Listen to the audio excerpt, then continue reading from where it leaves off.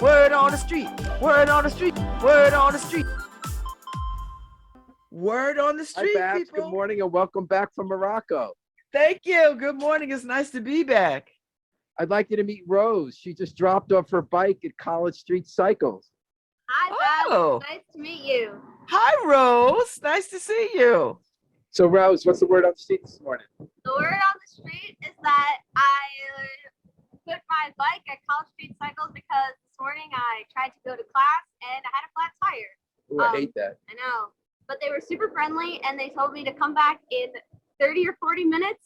So I'm just going to head to probably Claire's and get a drink and hang out this morning while I wait for my bike to be fixed. And it's a beautiful day. It is, you know, there's something that's comforting for me when I've had the flats, when I go there, Devil's Gear, how quickly they can help you. Oh, yeah. Because at first you're feeling like, what am I going to do? How am I going to get around? I'm stuck without the bike. How am I going to get my day? And it's almost, they're not therapists, but it's almost like Yeah. it's going to be okay.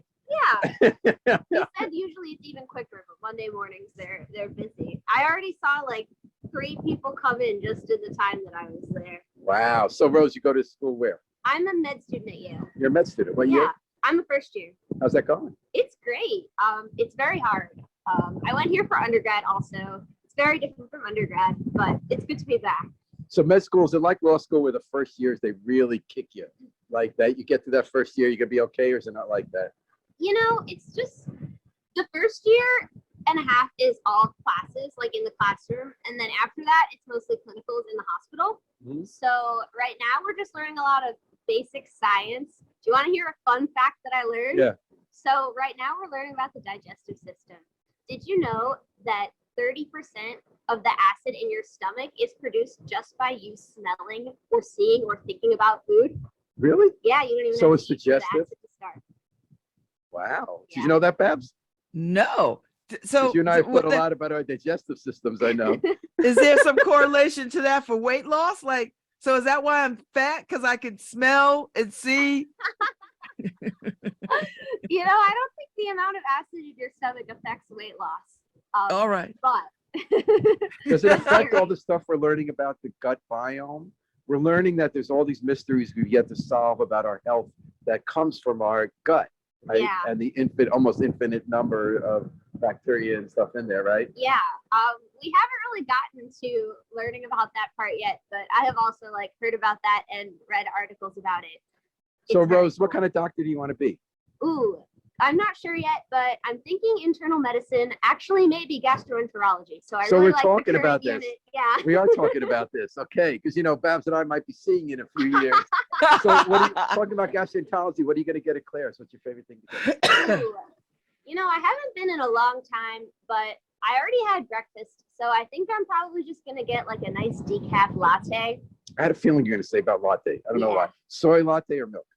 Probably soy. Yeah, Thinking of the digestive right. system. I was thinking of that very thing. And Babs too. Babs is lactose free. Rose, where'd you come from originally? I'm from New York, Where? Long Island. Okay. And then when you came to Yale, did you know you wanted to be a doctor the whole time, or did that? Ooh. I hope someone's all right there. We heard a little crash, but I think it's I think okay. that car drove into the rack of bikes. that. But anyway, Okay. no, Well- I didn't. I wasn't sure. I came in like very undecided as to what my major was going to be. So what steered you toward medicine? Because that's a big commitment. It's a lot of work. It is a big commitment. So this is probably a cliche answer, but I really liked all my science classes. I majored in biomedical engineering.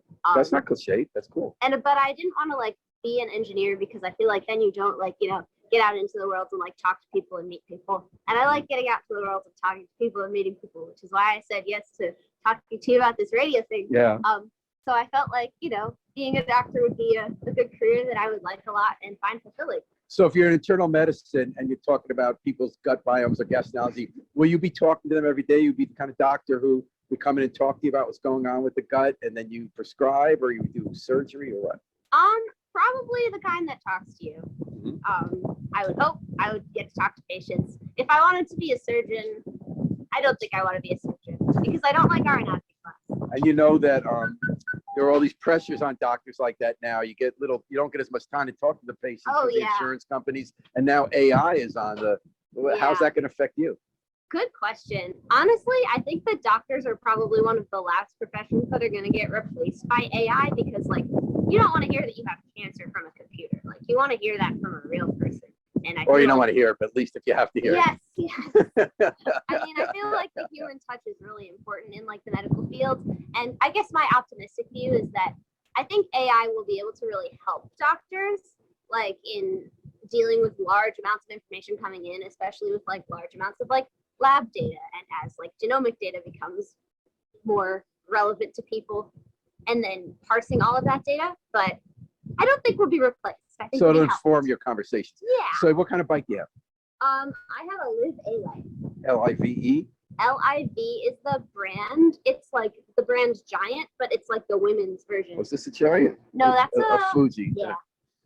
And then A-Light is like the model. And so how far do you ride? Where do you live? And you go to the, I live in Worcester Square and I go to the med school. It's like just over a mile. so you had to walk the bike with the flat from your home? Yeah, it wasn't that far. It was like a 10, 15 minute Worcester walk. Square is nice. It really is. I like it a lot. The cherry blossoms were super nice when they were happening. And so Babs, any questions for Rose before we let her go? Get her I locked in, hope, get her bike back. Rose, I hope you have the same enthusiasm when you finish medical school, because you are refreshing. Thank you. Like, I don't let so them do. grind it out of you. You stay yourself. Thank you. That's my goal. I thank you, Babs. We'll get a photo, Rose, so we can post your interview on The Independent. And this is Rose and Paul signing off on Love Babs, Love Talk at WNHH-FM, New Haven's home for community radio. Nice to meet you. It gives me hope for the future. That's hope. That's real hope for the future. Her enthusiasm.